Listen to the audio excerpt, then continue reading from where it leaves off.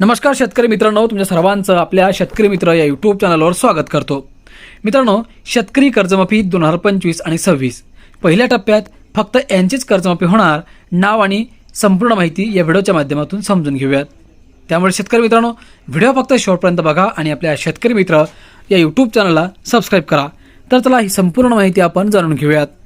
मित्रांनो, राज्य सरकारने मंत्रिमंडळ बैठकीत 2 लाख रुपयांपर्यंतच्या सरसकट कर्जमाफीचा मार्ग मोकळा केला आहे। या योजनेत प्रामुख्याने लघु व सीमांत म्हणजेच 1 ते 2 हेक्टर जमीन असलेले शेतकऱ्यांवर लक्ष केंद्रित करण्यास आले आहे। नंबर 1, कर्जमाफीसाठी पात्र असणाऱ्या बँकांची यादी। सरकारने एकूण 14 बँकांमधील कर्ज माफ करण्याचा निर्णय घेतला आहे। त्यापैकी प्रमुख 10 बँका खालीलप्रमाणे आहेत। Number 1, bank of Maharashtra. Number 2, state bank of India म्हणजेच SBI, जिल्हा मध्यवर्ती सहकारी बँक म्हणजेच DCCB, bank of Baroda, bank of India, HDFC आणि ICICI bank, Kotak Mahindra bank इत्यादी बँका उपलब्ध आहेत। नंबर 2, कर्जमाफीचे टप्पे आणि कालावधी। मित्रांनो, कर्जमाफीची प्रक्रिया 2 मुख्य कालखंडात विभागली गेली आहे। टप्पा पहिला 2017 ते 2020 दरम्यानचे थकीत कर्ज। दुसरा टप्पा 2020 आणि 2024 दरम्यानचे थकीत कर्ज। जानेवारी 2025 नंतर काढलेले नवीन कर्ज किंवा 2025 मध्ये रिन्यू म्हणजे नूतनीकरण केलेले कर्ज सध्या या कक्षेत येणार नाहीत। नंबर 3, पहिल्या टप्प्यातील हे 12 जिल्हे ठरणार लाभार्थी। मित्रांनो, शेतकरी आत्महत्याग्रस्त आणि सर्वाधिक कर्ज थकीत असलेल्या खालील 12 जिल्ह्यांची निवड पहिल्या टप्प्यासाठी करण्यात आली आहे।